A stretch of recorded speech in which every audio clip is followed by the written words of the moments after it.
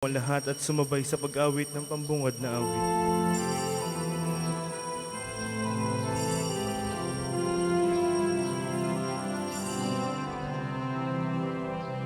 Sa bawat ng Panginoon, buong bayan ngayon nagtitipon upang pagsaluhan ang kaligtasan, handog ng Diyos sa tanan. Sa ngalan ng Ama at ng Anak at ng Espiritu Santo, Amen. sumainyo ang Panginoon. At sumainyo rin. Mga kapatid, ihanda natin ang ating mga sarili, aminin natin ang ating mga kasalanan, upang tayong lahat ay maging marapat gumanap sa banal na pagdiriwang. Inaamin ko sa makapangyarihang Diyos at sa inyo mga kapatid, na lubha ako nagkasala sa isip, sa salita at sa gawa, at sa aking pagkukulang. Kaya isinasamo ko sa mahal na Birheng Maria, sa lahat ng mga anghel at mga banal, at sa inyo mga kapatid, na ako'y panalangin sa Panginoong ating Diyos. Kawaan tayo ng makapangyarihang Diyos, patawarin sa ating mga kasalanan, at patubayan tayo sa buhay na walang hanggan. Amen.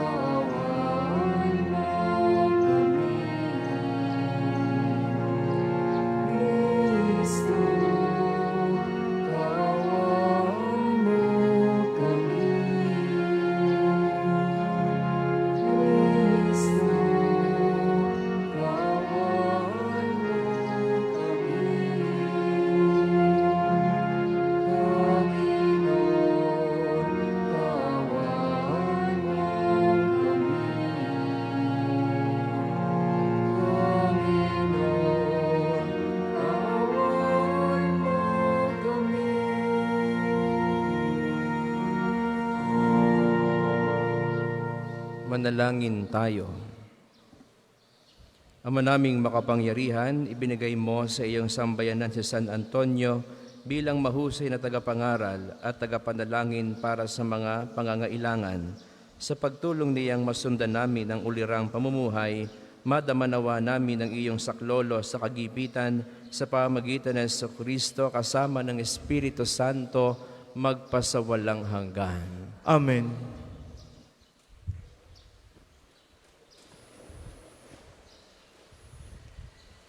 Pagbasa mula sa unang aklat ng mga hari. Noong mga araw na iyon, sinabi ni Elias kay Acab, "Lumakad ka na, maaari ka nang kumain at uminom. Naririnig ko na ang lugunos ng ulan." Samantalang si Acab ay kumakain at umiinom, umakyat si Elias sa taluktok ng Karmelo. Sumubsob sa lupa, sinabi niya sa kanyang utusan, "Tumaas ka pa ng kaunti at tumanaw sa dagat." Umakyat nga ang utusan at tumanaw sa dagat. "Wala po akong makitang anuman," wika ng utusan. "Ulitin mo makapito," utos ni Elias. Sa ikapitong pagtanaw, napasigaw ang utusan. "May nakikita po akong gapalad na ulap na pumapailang lang mula sa dagat." "Madali ka," sabi ni Elias. "Sabihin mo kay Acab na singkawan ng karwahe at lumusong kaagad. Baka siya hindi makaalis dahil sa ulan." Kapag dakay nagdilim ang langit sa kapal ng ulap at biglang bumuhos ang malakas na ulan, sumakay si Acab sa karwahe at nagmamadaling nagtungo sa Jezreel. Kinasihan si Elias ng kapangyarihan ng Panginoon. Inililis niya ang damit at tumakbo sa unahan ng karwahe ng hari hanggang sa pagpasok sa Jezreel. Ang salita ng Diyos. Salamat sa Diyos. Salmon tugunan. O Diyos, dapat kang awitan, sa Siyon ay papurihan. O Diyos, dapat kang awitan, sa Siyon ay papurihan. Umuulan sa lupain, ganito mo kinalinga. Umuunlad ang lupait, tumabay ang lupa. Patuloy na umaagos ang bigay mong mga batis, sa halamang nasa lupa ay ito ang dumidilig. Ganito ang ginawa mo na hindi mo ikinait. O Diyos, dapat kang awitan, sa Siyon ay papurihan. Sa binubungkal na bukirin, ang ulan ay masagana, ang bukirin ay matubig at palaging basang-basa. Sa banayad na tag-ulan ay lumambot yaong lupa, kaya naman pati tanim ay malago at sariwa. O Diyos, dapat kang awitan, sa Siyon ay papurihan. Nag-aani ng marami sa tulong mong ginagawa, at saan man magpunta kay masaganang masagana. Ang pastulay punong-puno ng matabang mga kawan, naghahari yaong galak sa lahat ng kaburulan. O Diyos, dapat kang awitan, sa Siyon ay papurihan. Magsitayo po ang lahat.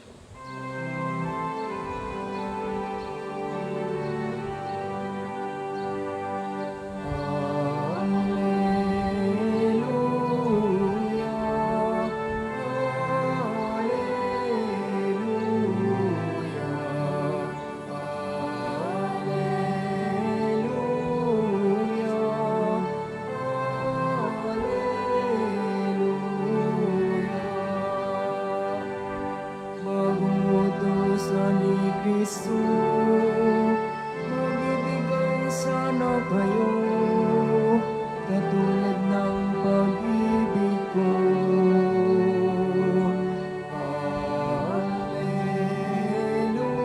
Alleluia, Alleluia,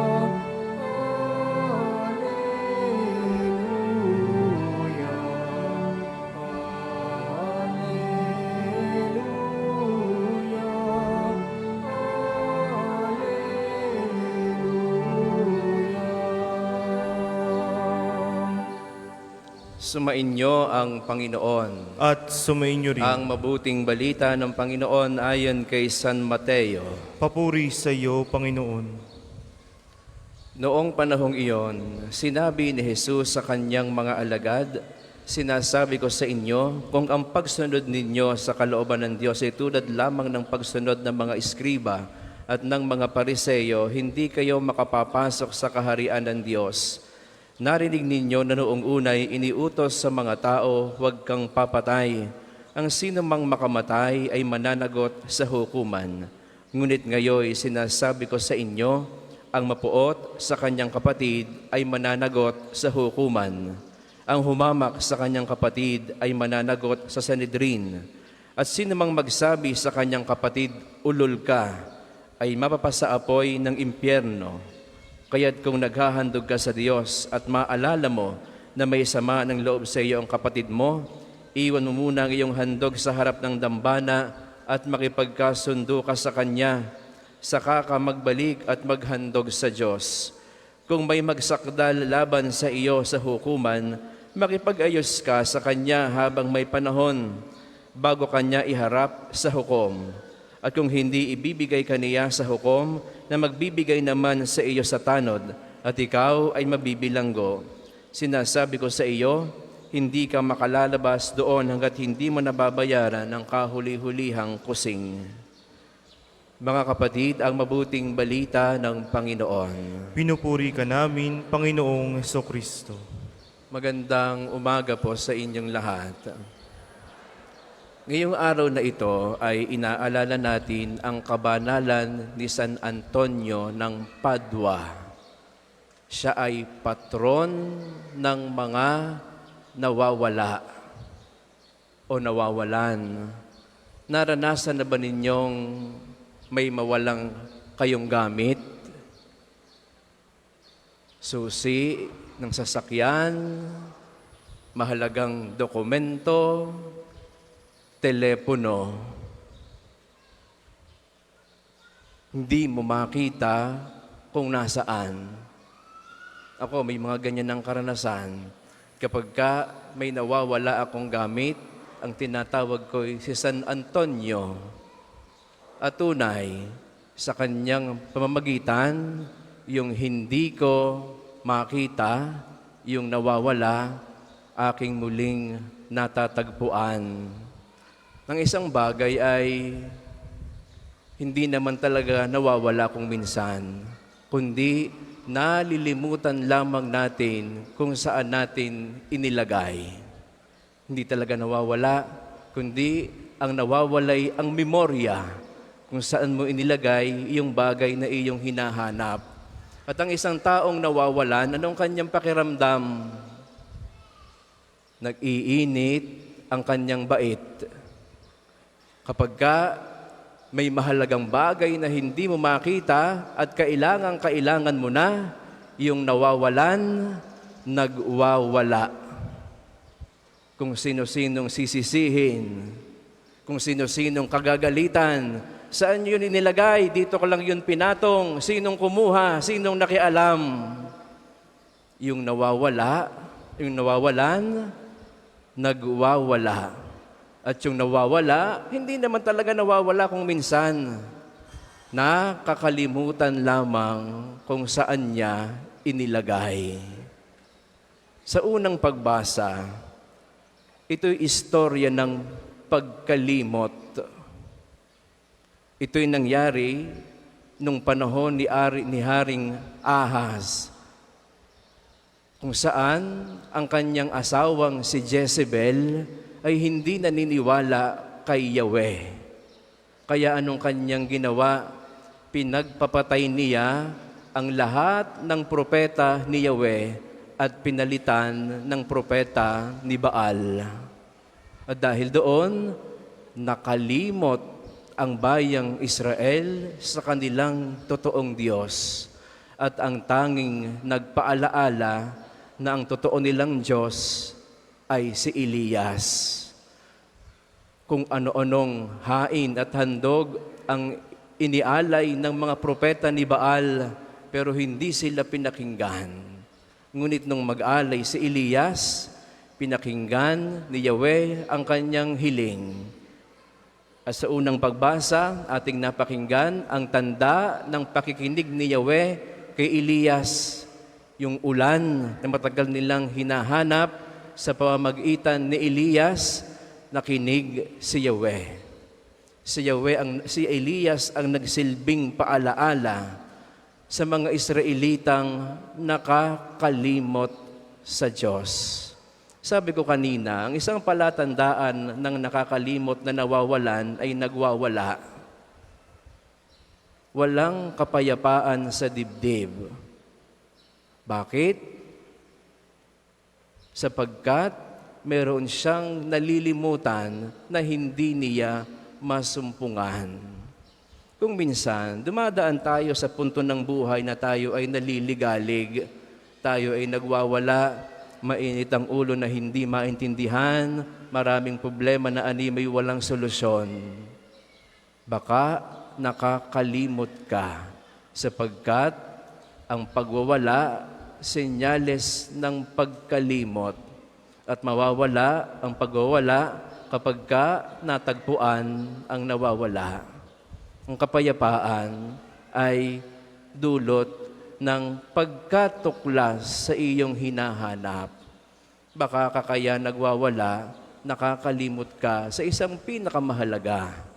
Diyos, gaya ng karanasan ng mga Israelita sa unang pagbasang ating napakinggan, ngayong ating inaalaala si San Antonio ng Padua na patron ng mga nawawala, ang paalaala sa iyo, baka hindi susi ng bahay ang nawawala. Baka hindi mahalagang dokumento. Baka mahalagang ugnayan sa Diyos ang iyong nalilimutan. At dahil nakakalimot ka, kaya ka nagwawala. Ibalik ang kapayapaan sa puso sa pamagitan ng muling pagtuklas sa Diyos na baka ating nalilimutan. Tulungan nawa tayo ni San Antonio de Padua na matagpuan ang Diyos na ating nalimutan. Para po sa mga maghahandog ng sobre, pakihulog na lamang po sa buslo.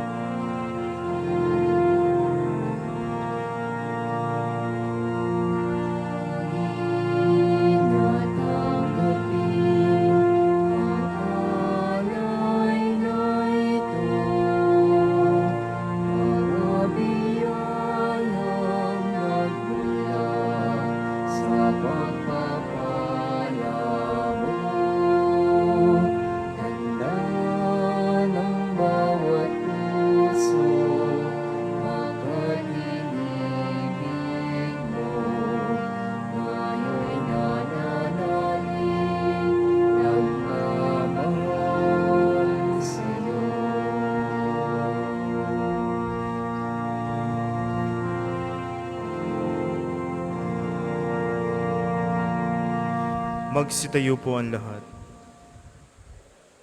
Manalangin kayo mga kapatid upang itong ating paghahain kalugdan ng Diyos amang makapangyarihan. Tanggapin nawa ng Panginoon itong paghahain sa iyong mga kamay, sa kapurihan niya at karangalan, sa ating kapakinabangan at sa buong sambayanan niyang banal. Ama naming lumikha, ang paghahain namin ngayong si San Antonio ay ginugunita ay kalugdan mo nawa. At bilang tugon sa kanyang itinurong kaalaman, ikaw ngayon ay aming pinupuri at pinasasalamatan sa pamagitan ng Jesucristo kasama ng Espiritu Santo magpasawalang hanggan. Amen. Sumainyo ang Panginoon. At sumainyo rin. Nasa Diyos ang inyong puso at diwa. Tinaasa namin sa Panginoon. Pasalamatan natin ang Panginoong ating Diyos. Marapat na siya ay pasalamatan. Ama naming makapangyarihan, tunay ngang marapat na ikaw ay aming pasalamatan sa pamagitan ng Jesucristo na aming Panginoon. Ngayon si San Antonio ay pinararangalan sa pamumuhay niyang totoong uliran at pagiging maaasahan sa panunungkulan.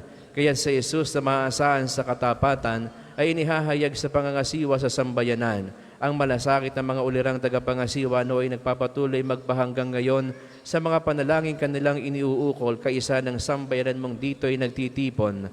Kaya kaisa ng mga anghel na nagsisiawit ang papuri sa iyo, nang walang humpay sa kalangitan, kami nagbubunyi sa iyong kadakilaan.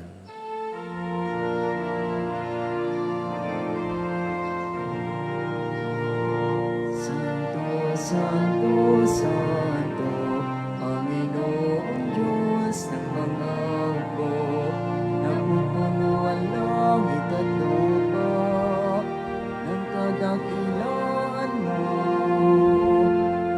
Hosana, Hosana, sa kaitaasan.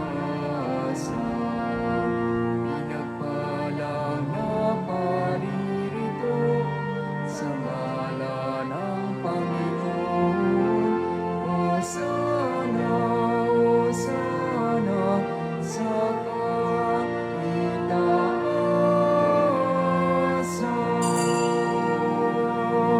Kung hindi po kayang lumuhod, ay manatili pong nakatayo ng may paggalang. Ama naming manaligaw ang bukalang tanang kabanalan kahit sa pamagitan ng iyong Espiritu gawin mong banal ang mga kaloob na ito upang para sa amin maging katawan at dugo ng aming Panginoong Jesucristo.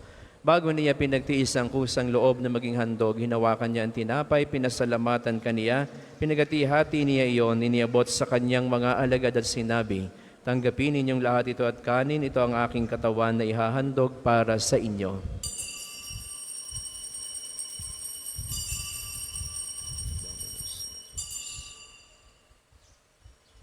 Gayun din naman na matapos ang hapunan, hinawakan niya ang kalis, muli kanyang pinasalamatan.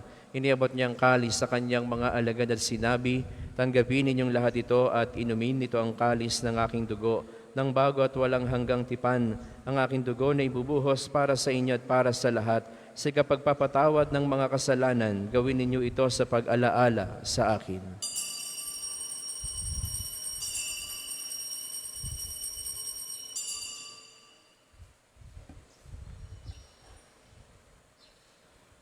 Ipagbunyi natin ang misteryo ng pananampalataya. Si Kristo'y namatay, si Kristo'y nabuhay, si Kristo'y babalik sa wakas ng panahon. Ang mga ginagawa namin ngayon ng pag-alaala sa pagkamatay at muling pagkabuhay ng iyong anak, kaya tiniaalay namin sa iyo ang tinapay na nagbibigay buhay at ang kalis na nagkakaloob ng kaligtasan. Kami nagpapasalamat dahil kami iyong minarapat at tumayo sa harap mo para maglingkod sa iyo. Isinasamo namin kaming magsasalo-salo sa katawan at dugo ni Kristo ay mabuklod sa pagkakaisa sa pamamagitan ng Espiritu Santo. Amalingapin mong iyong simbahang laganap sa buong daigdig. Puspusin mo kami sa pag-ibig kaisa ni Francisco na aming Santo Papa, ni Gilbert na aming Obispo at ng Tanang Kaparian. Alalahanin mo rin ang mga kapatid naming nahimlay na may pag-asang sila'y muling mabubuhay. Gayon din ang lahat ng mga pumanaw. Kaawaan mo sila at patuloyin sa iyong kaliwanagan.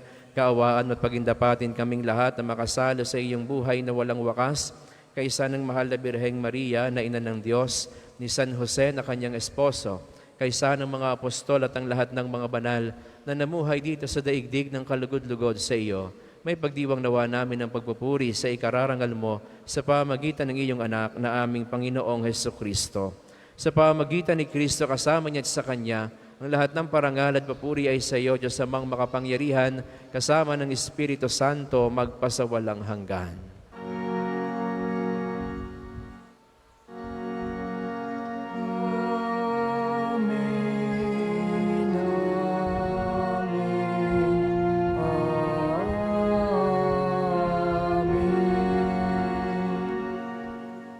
Tumawag tayo sa ating Ama sa langit sa panalangin itinuro ng kanyang anak.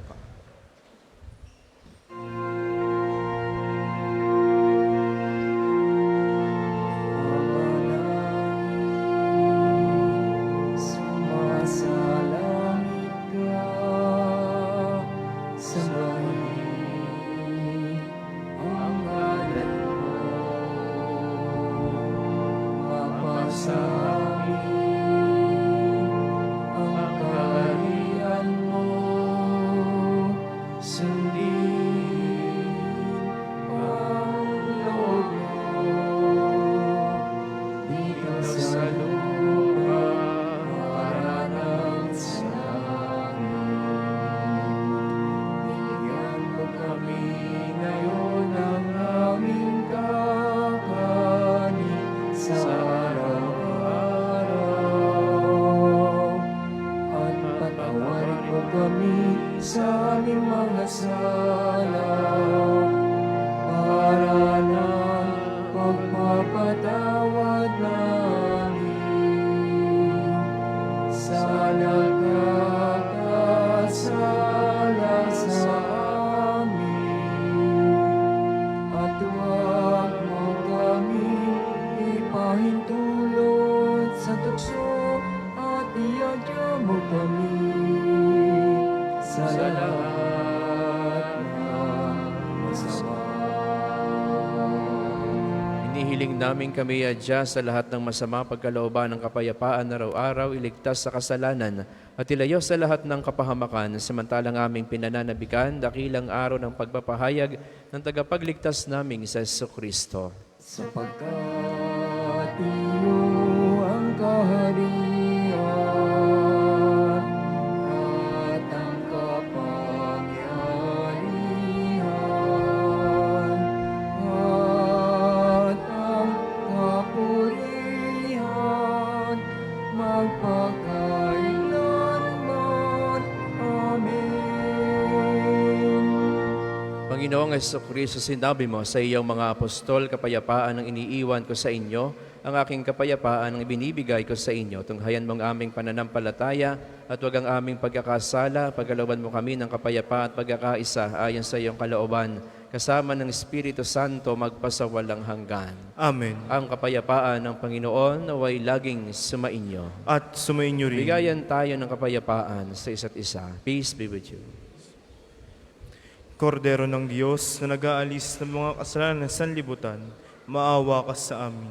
Kordero ng Diyos na nag-aalis ng mga kasalanan sa sanlibutan, maawa ka sa amin. Kordero ng Diyos na nag-aalis ng mga kasalanan sa sanlibutan, ipagkaloob mo sa amin ang kapayapaan. Kung hindi po kayang lumuhod, ay manatili pong nakatayo ng may paggalang. Mga kapatid, narito ang ating Panginoong Jesucristo, ang kordero ng Diyos na nag-aalis ng mga kasalanan ng sanlibutan. Mapapalad tayong mga inaanyayahan upang makisala sa kanyang banal na piging. Panginoon, hindi ako karapat-dapat na magpatuloy sa iyo, ngunit sa isang salita mo lamang ay gagaling na ako.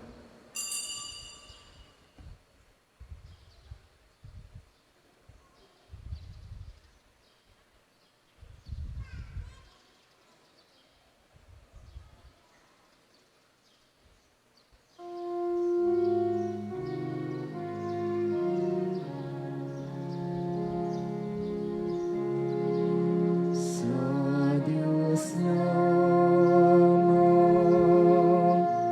mapapanatag ang aking kaluluwa.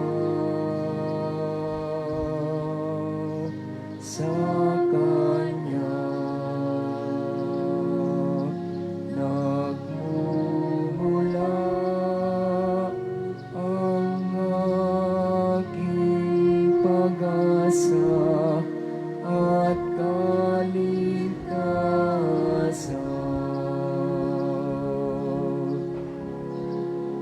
O Diyos, Ikaw ang aking kaligtasan. Nasa iyo aking kaluwa.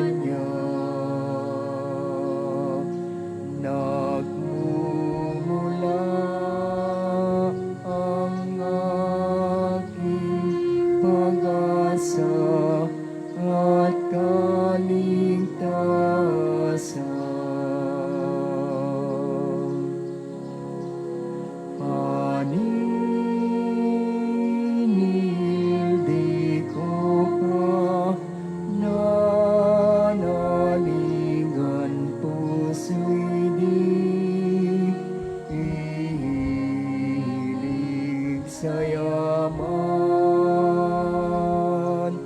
kundi sa Diyos na makapangyarihan. Aking lakas at takbuhan. Ang second collection po ay para sa patuloy na pagpapaunlad ng parokya at pambansang dambana ni Santo Padre Pio at para sa pangangailangan ng mga matatanda at may sakit na mga pari ng Archdiocese ng Lipa. Salamat po sa inyong handog. Sa Diyos lamang mapapanatang ang aking kaluluwa. Sa Kanya nagmumulang aking pag-asa at kaligtasan.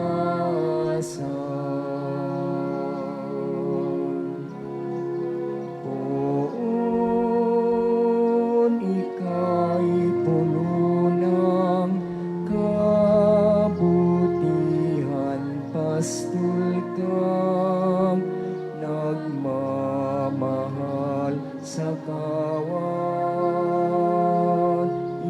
Inakay sa lunti ang pasulan, upay hanap mo kung mawaglit man.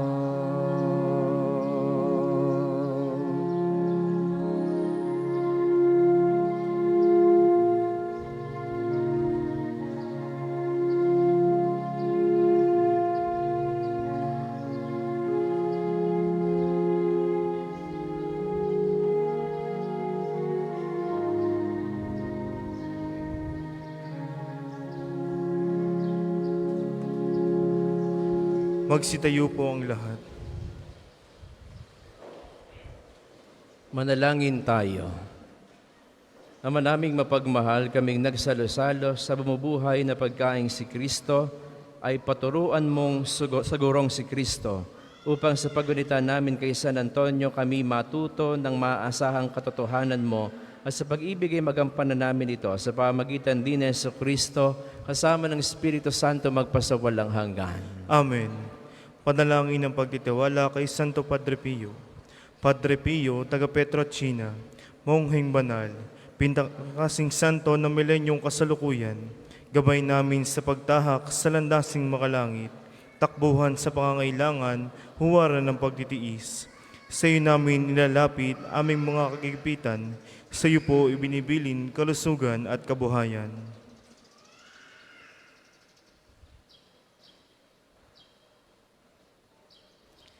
Di man karapat-dapat, kami po ay pagbigyan, bendisyonan at basbasan, maging ganap sa buhay. Lumayo nawa kami, umiwas sa kasalanan, lumapit lagi sa Diyos, maging matatag at matibay. Sa mabuting balita ng pagliligtas, turuan mo kami nawa. Sa tuwina ay makinig, magnilay at sumampalataya. Amin pong pakiusap itong mga kahilingan. Puso ay nagsisisi, nagtitikang taimtiman. Di na muling magkasala, sunod lagi sa Diyos Amang, kaisa ng Espiritu at ni Jesus sa tagapamagitan. Amen. Ang lahat po ay magsiupo para sa mga patalastas. Una, sa inyong pagdalaw sa pambansang dambana, mangyaring pakiingatan ang inyong mga personal na gamit, hangad namin ang isang matiwasay at maayos sa pagbisita sa National Shrine. Ikalawa, sa pagnanais nating palawakin ang dokumentasyon at datos sa mga pilgrims and devotees na bumibisita sa pambansang dambana, kami po ay nag-aanyaya sa inyong lahat na makilahok sa ginagawang paglakap ng impormasyon na makakatulong sa pagpapaunlad ng ating turismong pangsimbahan. Nakikisuyo po kami na paki-scan ng mga QR code na inyong makikita sa paligid ng simbahan at pakikumpleto ng mga impormasyong kinakailangan. Makakaasa po kayo sa aming pag-iingat ng private information ng inyong babahagi bilang pagsunod sa batas ng Data Privacy Act of 2012. Ang inyong pakikiisa ay malaking tulong at susi sa tagumpay ng proyektong ito. Ikatlo, ay sa ganap na ika-12 ng tanghali. Maraming salamat po at mangyaring panatilihin natin ang kalinisan at katahimikan sa diwas ng panalangin sa loob at labas ng ating simbahan. Magsitayo na po ang lahat para sa pagbabasbas ng religious articles. Manalangin tayo, O Panginoong Diyos, Ikaw ang bukal ng lahat ng pagpapala at biyaya. Ibuhos mo iyong bendisyon sa mga imahen, larawan, rosaryo at mga kagamitan sa pananalangin na nagpapaalaala ng iyong kabutihan, kabanal at pagmamahal sa aming lahat. Upang lahat ng magdasal sa pamagitan ng mga ito'y magtamo ng iyong biyaya, loobin mong tularan namin ng kabanalan at aral ng Panginoon at ng mga santo. Amen. Ama namin, sumasalangit ka, sambahin ang ngalan mo, mapasa amin ang kaharian mo, sundin ang loob mo. Dito sa lupa para ng sa langit, bigyan mo kami ngayon ng aming kakanin sa araw-araw, at patawarin mo kami sa aming mga sala, para ng pagpapatawad namin sa nagkakasala sa amin. At huwag mo kaming ipahintulot sa tukso, at ihadya mo kami sa lahat ng masama. Amen. Aba, Ginoong Maria, napupuno ka ng grasya, ang Panginoong Diyos ay sumasa iyo. Bukod kang pinagpala sa babaeng lahat, at pinagpala naman ng iyong anak na si Jesus. Santa Maria, Ina ng Diyos, ipanalangin mo kaming makasalanan, ngayon at kung kami mamamatay. Amen. Luwalhati sa Ama, at sa Anak, at sa Espiritu Santo, kapara noong unang-una, ngayon at magpasawalang hanggan. Amen. Ama namin, sumasalangit ka, sambahin ang ngalan mo, mapasa amin ang kaharian mo, sundin ang loob mo dito sa lupa para ng sa langit. Bigyan mo kami ngayon ng aming kakanin sa araw-araw, at patawarin mo kami sa aming mga sala, para ng pagpapatawad namin sa nagkakasala sa amin. At huwag mo kaming ipahintulot sa tukso, at ihadya mo kami sa lahat ng masama. Amen. Luwalhati sa Ama, sa Anak, at sa Espiritu Santo, kapara noong unang-una, ngayon at magpasawalang hanggan. Amen. Sumainyo ang Panginoon, At sumainyo rin. pagpalain kayo ng makapangyarihan Diyos, ang Ama, ang Anak, at ang Espiritu Santo. Amen. Ang misa'y naialay na humayo kayong mapayapa. Salamat sa Diyos.